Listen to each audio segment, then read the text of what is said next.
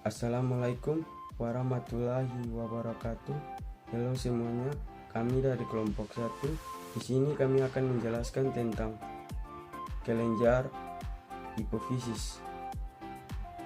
Kelenjar hipofisis atau kelenjar pituitaria beratnya sekitar 0,5 gram dan dimensi normalnya pada manusia sekitar 10 x 13 x 6 mm.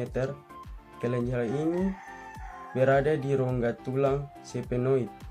Bisa juga kita ketahui, hipofisis merupakan sebuah kelenjar sebesar kacang polong yang terletak di dalam struktur bertulang atau sela tursika di dasar otak.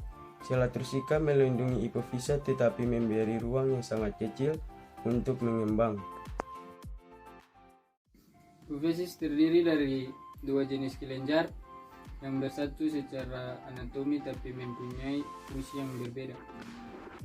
Yang pertama, neurohipofisis yang berkembang dari jaringan saraf, terdiri dari bagian yang besar pars nervus dan yang lebih kecil infundibulum.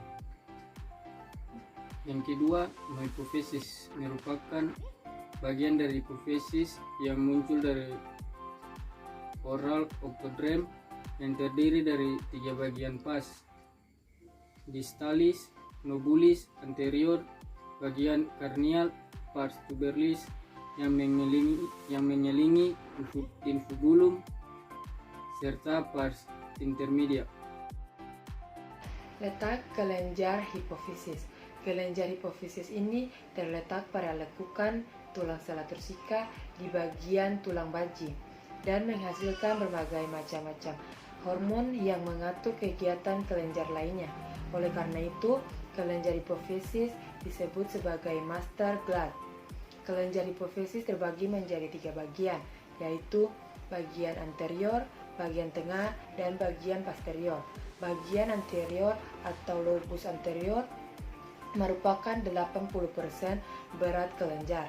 Bagian ini melepaskan hormon yang mengatur pertumbuhan dan perkembangan fisik yang normal atau merangsang aktivitas kelenjar adrenal, kelenjar tiroid, serta indung telur atau buah zagar. Di sini saya akan menjelaskan bagian anterior pada kelenjar hipofisis. Beberapa hormon lainnya dihasilkan secara bersamaan dengan kortikotropin, yaitu beta melanocyte stimulating yang mengendalikan pigmentasi kulit, serta enklavin dan endorfin yang mengendalikan resepsi nyeri, suasana hati, dan kesiagaan. TSH, thyroid stimulating hormone, juga dihasilkan oleh lobus anterior dan berfungsi merangsang kelenjar tiroid untuk menghasilkan hormon tiroid. Terlalu banyak TSH menyebabkan pembentukan tiroid yang berlebihan. Hipertiroidisme, terlalu sedikit TSH menyebabkan berkurangnya pembentukan hormon tiroid. Hipotiroidisme. 2 hormon lainnya yang dihasilkan oleh lobus anterior adalah LH dan FSH, follicle stimulating hormone. Keduanya berhubungan merupakan gonadotropin, berfungsi merangsang indung telur dan buah zakar. Pada wanita, kedua hormon ini merangsang pembentukan estrogen dan progesteron, serta merangsang pelepasan sel telur setiap bulannya dari indung telur. Pada pria, LH merangsang buah zakar untuk menghasilkan testosteron dan FSH merangsang pembentukan sperma. Yang kedua adalah intermediate hypophysis. Intermediate hypophysis merupakan bagian tengah dari kelenjar hipofisis yang bersifat unik karena bagian ini akan mengalami kemunduran atau rudimenter selama masa pertumbuhan dan belum jelas diketahui fungsinya. Pada bagian tengah atau lobus intermedia itu menghasilkan hormon melanotropic stimulating, yaitu hormon yang merangsang melanosit, yaitu sel-sel yang mengandung pigmen. 3. Bagian posterior. Lobus posterior hanya menghasilkan 2 macam hormon, yaitu hormon antidiuretik dan oksitosin. Sesungguhnya kedua hormon ini dihasilkan oleh sel saraf di dalam hipotalamus. Sel-sel saraf ini memiliki tonjolan-tonjolan atau akson yang mengarah ke hipofisa posterior di mana hormon ini dilepaskan. Hormon antidiuretik dan oksitosin tidak merangsang kelenjar endokrin lainnya, tetapi langsung mempengaruhi organ target. Hormon antidiuretik atau disebut juga vasopresin meningkatkan penahanan air oleh ginjal. Hormon ini membantu tubuh menahan jumlah air yang memadai. Kekurangan hormon ini menyebabkan diabetes insipidus, yaitu suatu keadaan di mana ginjal terlalu banyak membuang air. Oksitosin menyebabkan kontraksi rahim selama proses persalinan dan segera setelah persalinan untuk mencegah pendarahan.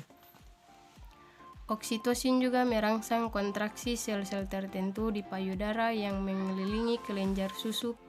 Penghisapan puting susu merangsang pelepasan oksitosin oleh hipofisa.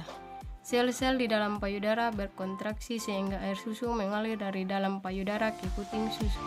Hipofisa posterior menghasilkan hormon yang berfungsi: 1. Mengatur keseimbangan air. 2. Merangsang pengeluaran air susu dari payudara wanita yang menyusui. 3. Merangsang kontraksi rahim. Hormon yang dihasilkan oleh kelenjar hipofisis, yaitu yang pertama ada hormon yang dihasilkan oleh anterior hipofisis yang terdiri beberapa bagian, yaitu 1. Somatotroph, berfungsi untuk pertumbuhan sel dan anabolisme protein. Yang kedua ada hormon tiroid atau TSH, berfungsi untuk mengontrol sekresi hormon oleh kelenjar tiroid. Yang ketiga ada hormon adrenokortikotropik atau ACTH, berfungsi untuk mengontrol sekresi beberapa hormon oleh korteks adrenal. Keempat ada follicle stimulating hormon atau FSH, berfungsi pada wanita untuk merangsang perkembangan folikel pada ovarium dan sekresi estrogen. Yang kedua pada testis atau pada pria, berfungsi untuk menstimulasi testis untuk menstimulasikan sperma. Kelima ada luteinizing hormon atau LH, berfungsi pada wanita untuk bersama dengan estrogen menstimulasi ovulasi dan pembentukan progesteron oleh corpus luteum. Pada pria berfungsi untuk menstimulasi sel-sel interstitial pada testis untuk berkembang dan menghasilkan testosteron.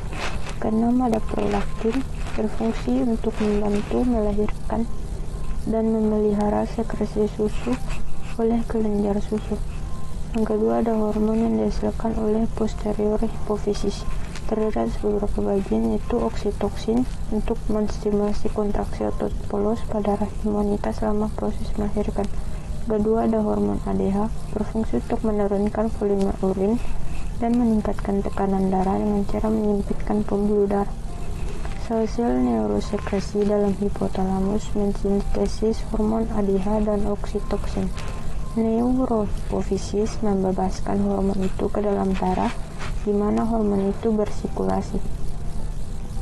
ADH berikatan dengan sel target di ginjal, oksitoksin berikatan dengan sel target di kelenjar susu dan uterus. Yang ketiga ada hormon yang dihasilkan oleh intermedik hipofisis, yaitu melanocyte stimulating hormone atau MSH, berfungsi untuk mempengaruhi warna kulit individu. Kesimpulan, hipofisis merupakan sebuah kelenjar sebesar kacang polong yang terletak di dalam struktur bertulang atau sela tursika di dasar otak. Hipofisis juga mengendalikan fungsi dari sebagian besar kelenjar endokrin lainnya.